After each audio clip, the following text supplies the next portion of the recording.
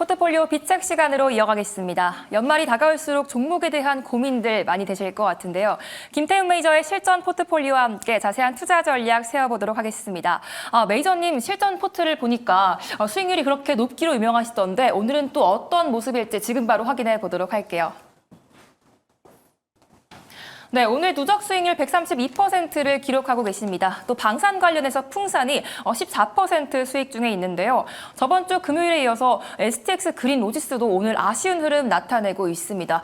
그렇다면 오늘 종목들 리뷰도 바로 들어보도록 할게요. 네, 먼저 이제 풍산 같은 경우에는 오늘 장 초반에 좋은 모습을 좀 보여주고 있다가 그동안 많이 시장에서 소외받았던 2차전지 섹터나 일부 이 저가에 있는 종목들의 좀 매수세가 오늘 집중이 되면서 이 풍산 오늘 약간 윗꼬리가 달리는 모습을 보여주고 있습니다. 자, 그래서 우선은 저 같은 경우에 이번 포트에서는 풍산을 편출하는 이 방송 중 현재가에서 편출을 하도록 할 거고요.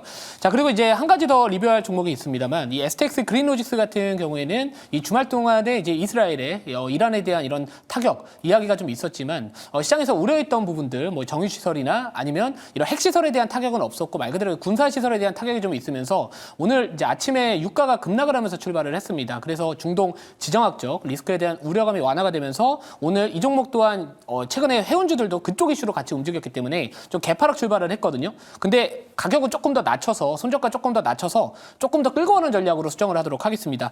자, 기존에 말씀드렸던 손절가가 1,500원이었으나 손절가를 조금 더 하향 수정을 해가지고 10,000원까지 이제 조금 더 여유 있게 지켜보도록 할 거고요.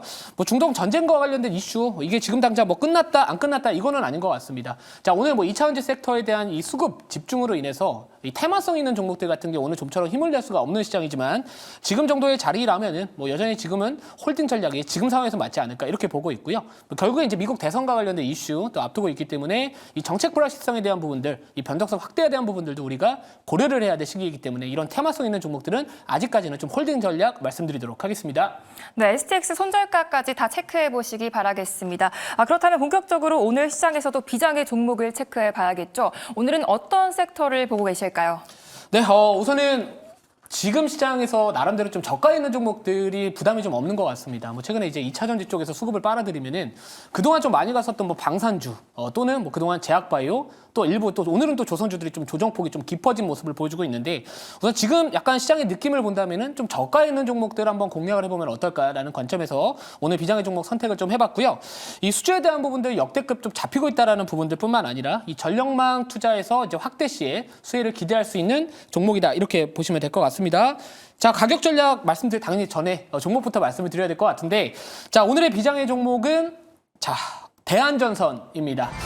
자, 우선은 이 대한전선 같은 경우에는 최근에 좀 조정이 좀 나왔습니다만 우선은 3분기 누적 영업이익 자체가 작년에 연간 영업이익을 벌써 좀 넘어섰다라는 결국에는 이 실적에 대한 기대감도 갖고 있는 종목이고요. 특히나 이제 전 세계 전력망 투자가 앞으로 확대가 됐었을 때 이런 케이블 관련된 종목들, 전선주들이 앞으로 다시 한번 주목을 받을 시기가 되지 않았나 이렇게 볼 수 있을 것 같습니다. 실제로 올해 이제 상반기 역대 최대 수준의 2조 55억 정도의 이제 수주 잔고를 기록을 했기 때문에 이 하반기에 대한 부분들도 계속해서 좀 좋은 흐름이 예상이 된다. 요거 포인트 한번 잡아보시면 좋을 것 같고요. 자, 그리고 이제 이 최근에 또 역대 최대 규모의 8,400억 정도 되는 규모에서 이 싱가포르 이 전력망 사업을 또 수주를 했다라는 부분들이 있는 만큼 자, 지금 차트의 위치를 한번 보시더라도 지금 주가의 위치 자체는 부담이 없는 자리다 이렇게 생각을 하고 있습니다.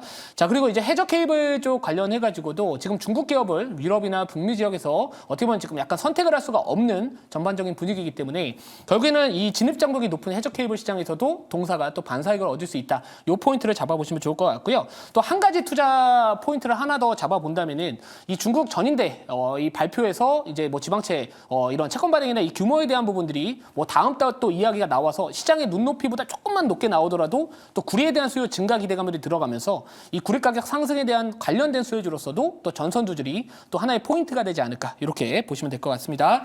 자, 그래서 이제 가격 전략 우선 바로 말씀을 드리면은 이 목표가는 13,550원 그리고 손절가는 11,400원 말씀드리도록 하겠습니다. 네, 구리 가격 상승에 대한 수혜주로 부각받고 있는 대한전선 말씀해 주셨습니다.